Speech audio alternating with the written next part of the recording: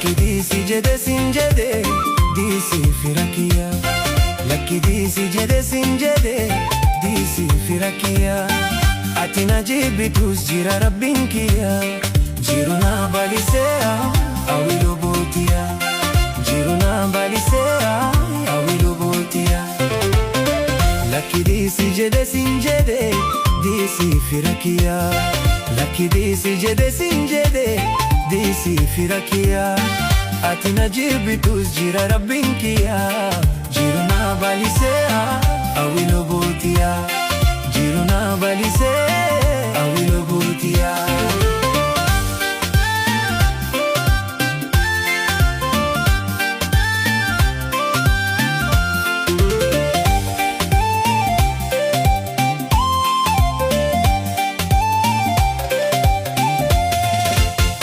Alhamdulillahi kan kanan nagahe kadati yamara chufana dagahe haman hamtu yade ifi firra gahe falafal lisani dufedi dabahe falafal lisani dufedi dabahe akaya dajara sila ranjiradu duwe kabri gale biye dandamadu Mootiin ardif samii rabbiin galatasa. Isaatu na kayyee borullee na tiksa. Isaatu na kayyee borullee na tiksa. Lakki diisi jedhe sin jedhe diisii fira kiyya. Lakki diisi jedhe sin jedhe diisii fira kiyya. Ati na jibbitus jira rabbiin kiyya. Jiru na baliseera awwilu bootiya. Jiru na baliseera awwilu bootiya.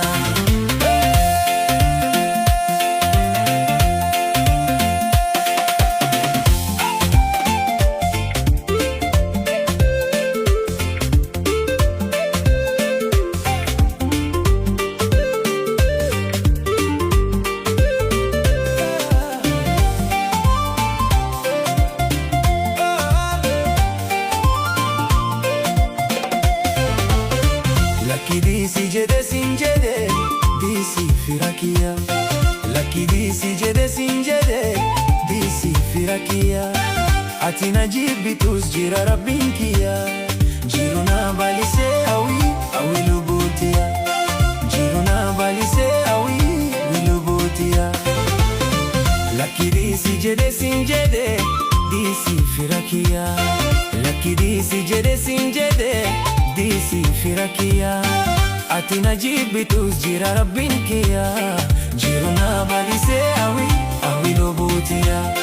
Jiru na baliseera awwilu bootiya.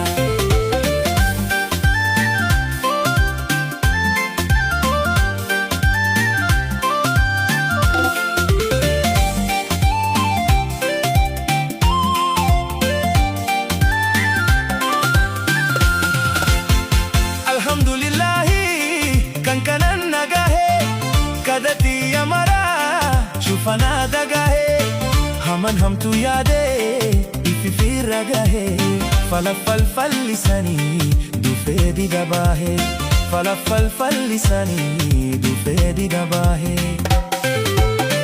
akaya dajara sila ranjiradu duwe kabri gale biye dandamadu Mootiin ardif samii rabbiin galatasa. Isaatu na kayyee borullee na tiksa. Isaatu na kayyee borullee na tiksa.